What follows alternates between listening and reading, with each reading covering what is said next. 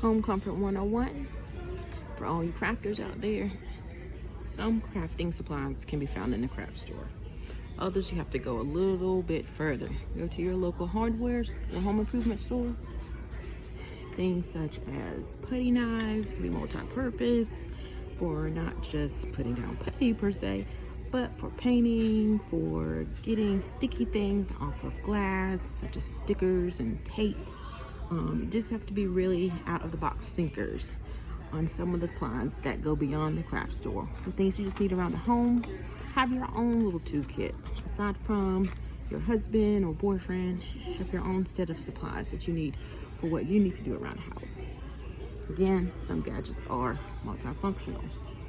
Some of these things like this, my husband has a set that he uses, but I also have a miniature set that I keep, such as this one.